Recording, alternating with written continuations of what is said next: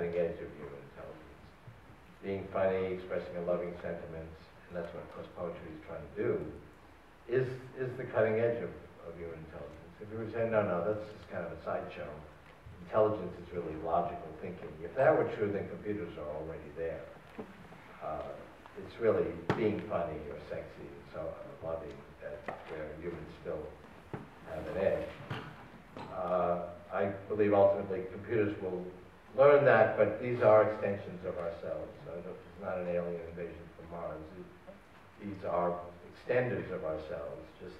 That's why we've created these tools. We couldn't reach that piece of fruit in a higher branch, so we created a tool that enabled us to reach a higher branch.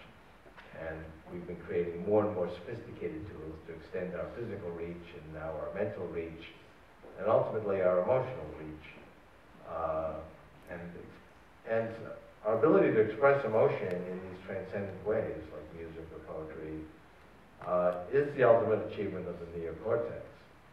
And other primates, other mammals who have a neocortex are not able to do that. And the enabling factor was the additional neocortex we got with the frontal cortex. So how about if we add more? That additional quantity will actually enable us to take another qualitative leap and write even more transcendent poetry. Well, here's kind of a follow-up question to that from a 16-year-old here in the audience named Connor, who figures he's probably the youngest guy here today, but he wants to know, how do you brainstorm all of your brilliant ideas? How do you sit down and bring these theories to fruition?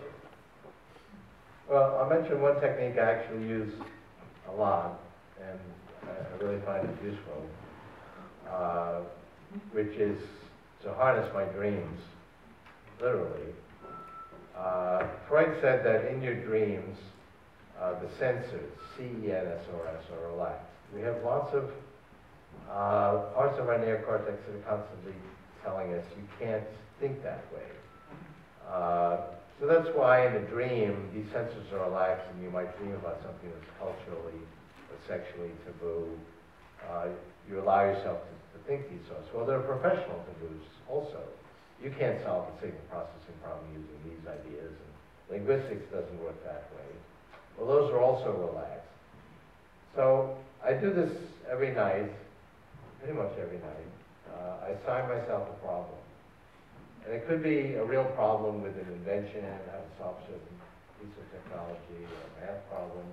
Or it could be a business strategy problem or a relationship problem. This was mad at me because it was misunderstanding. What's the best way to deal with that? I pick one problem, and I try to think, what do I know about it? But I try not to solve it because I would cut off the creative thinking about it. Now, something else that doesn't work in your dreams is the irrational faculties are not functioning. So that's why when the elephant walks through the wall, the most amazing thing about it is that you don't think it's amazing. So, okay, there's an elephant walk through the wall. You can't really evaluate what's reasonable in your dreams.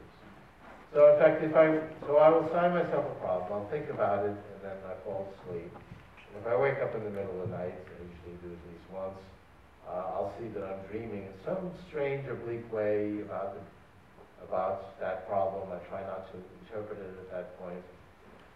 The next step in the morning, when I try to get into this in-between stage of dreaming and being awake, I'm still kind of in the dream. I have the dream emotion. This doesn't work, by the way, if the alarm clock goes off. But I have an awareness that I'm in a bed, for example. And so now I actually have my rational faculties. I can now take these dream ideas and apply rational faculties to see do they make sense, or maybe how can I interpret them to make sense. Invariably, doing that for 15, 20 minutes, I gain some key insight. And sometimes some very dramatic ideas rather than spend the next several hours writing up a patent application or a letter to a friend. I feel actually during the day I'm just carrying out these dream decisions. So there are biologists and cognitive psychologists who criticize your theory of the model of the brain, of trying to reverse engineer a brain as being too too simple.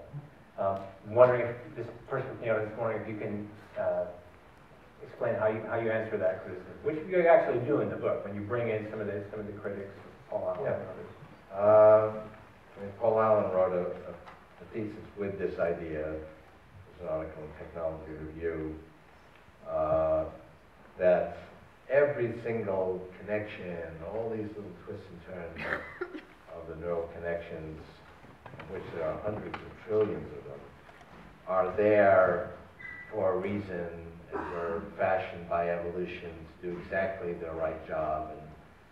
And therefore, there are thousands of trillions of bytes of design information, because all of these connections were designed intentionally, and they're all different. It's like saying going in a forest and saying every single branch was designed to be there for purpose. That's not really the right way to understand a forest, and it's not the right way to understand a brain. And if, in fact, there were thousands of trillions of bytes of design information, where the heck is that design information? The design of the brain is in the genome. There's only 25 million bytes of design information in the genome about the brain. I derived that figure in the book, but that's the amount of data in the genome after lossless compression that's applied to the brain. That's many millions of times less than would be necessary if Paul Allen's conjecture about how it's organized is correct. So how do we get hundreds of trillions of connections? Well, through massive redundancy. I mean, there's 300 million of these modules. They're all not identical. They're all very similar.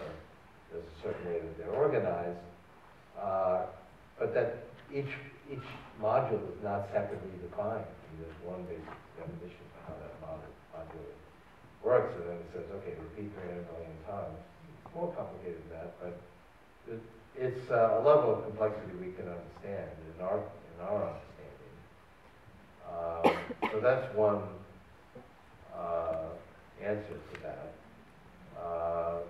And we are gaining that insight, and we can see the repetition, and we can see how these modules work. And you have to take hints and insights from many different pieces of neuroscience, from some examples of artificial intelligence. We can see that very similar techniques actually work in AI. There's a technique that I helped pioneer in the 80s and 90s called hierarchical hidden Markov models, which is mathematically very simple, very similar to what I believe happens in the neocortex.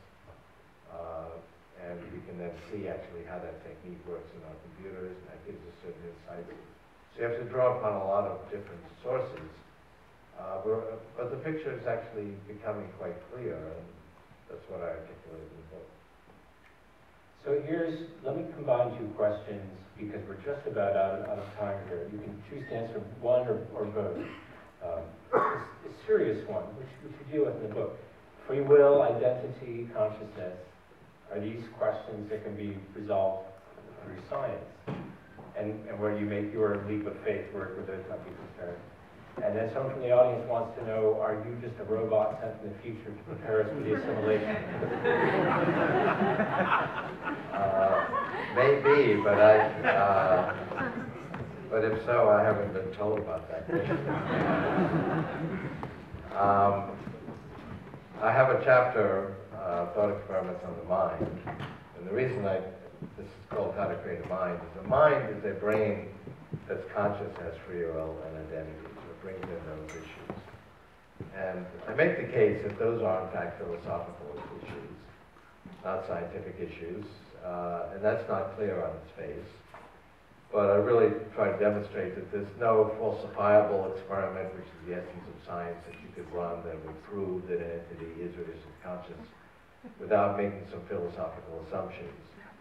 Another way to put it is you can't build a machine and you slide an entity in and the green light goes on. Okay, this one's conscious, no, this one isn't, without building in some philosophical assumptions.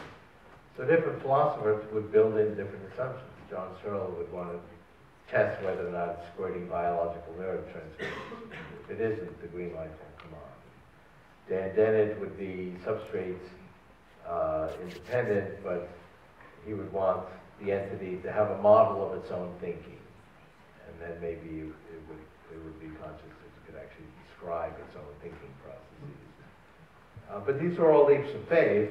Sometimes there are theories put forth, like the Penrose-Hameroff thesis, that there's quantum computing going on in the tubules of the neurons, and that's responsible for consciousness. So if you read that paper, it looks a lot like a scientific paper. It's got lots of scientific information about the tubules and analysis of how they could, in theory, support quantum computing, and it goes on and on, a lot of mathematical equations, and then there's a sentence that says, we think this is the basis of consciousness. And I'm thinking, whoa, Nellie, this is a leap of faith, not a lot different than any other leap of faith, like there's a supreme being that bestows consciousness on certain entities. But then I go on to actually make the case that we need a leap of faith. Some scientists then say, yes, that's true, that consciousness, and similarly for free will, it's not a scientific issue, and therefore it's an illusion, and we shouldn't waste time on it. The only problem with that approach is that our whole moral system is based on consciousness. So if I cause pain and suffering to a conscious entity, that's immoral, unless there's some very good reason for it, and that would also have to do with consciousness, because maybe I'm protecting 100 other conscious entities, but it all has to do with our effect on the conscious world. If I destroy my property, that's probably okay. If I destroy your property, it's probably not okay, but not because I'm causing pain and suffering to the property, but to you, the owner of the property. And in fact, inanimate objects are only important insofar as they affect the conscious experience of conscious entities. Conscious experience is the foundation of our moral system, and loosely our legal system is based on a moral system. So I wouldn't be so quick to dispense with the notion. And I maintain that you actually need a leap of faith to get up in the morning as to who and what is conscious. And you might think we probably all have the same leap of faith, but actually there are differences, and those underlie disagreements that people have on, for example, animal rights.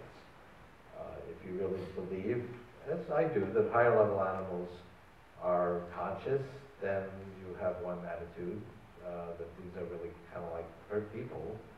Some people think that no, animals operate by instinct, and it's kind of a primitive machine-like response, and there's nobody home. I think it underlies certain aspects of the abortion debate. When does the fetus become a conscious person? So without examining those issues in any further depth, we need actually a leap of faith, and I articulated the book what my leap of faith is, which is really based on the Turing test, a valid Turing test. And without getting into the details of the test, if an entity that's non-biological is really convincing that its emotions are real, because it has the subtle cues that we associate with being angry or loving and so on, I will believe that they are real, and that it is having those subjective experiences. People say, well, it probably will have some differences, it'll give it away. Well, that betrays the assumption, but then it's not convincing. So if it's really fully convincing, then I will be convinced by it. And I believe that humanity will as well. And our reaction to fictional characters, like R2-D2 and all these fictional machines that in fact display convincing emotion, and we feel for them, just like people.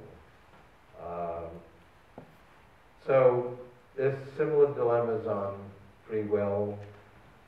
There's some interesting experiments I talked about in the book where for many of our decisions, we actually start to carry out the decisions, and we're beginning to actually move on them before we're even aware that there was a decision to be made.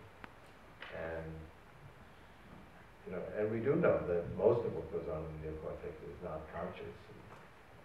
Is that part of our free will? Are we really responsible for things that we're not conscious of? Probably a bad defense to say, yeah, well, I did kill the person, but I wasn't paying attention. So I talk about some of the dilemmas, and identity is also a big dilemma. And I come out with, if there's a continuity of pattern, even though I started introducing non-biological parts into my brain, some people have already done that. If there's a continuity, then it's the same person. Because actually we're changing our physical constitution anyway. I'm completely different stuff than I was 6 months ago. And I make the analogy to a river. The Charles River goes outside my office, and you could ask, is that the same river that it was yesterday? The water is completely different. There's an old Chinese saying you can't walk in the same river twice. But people still call it the same river. The pattern actually has not changed. Now the pattern does change slowly, maybe over years, as gradual changes in the pattern. But there's a continuity of pattern, so it's the same river. We are the same person because the pattern has continuity, even though the stuff is just like the water that flows through the river. Well, thank you very much, Ray Kurzweil.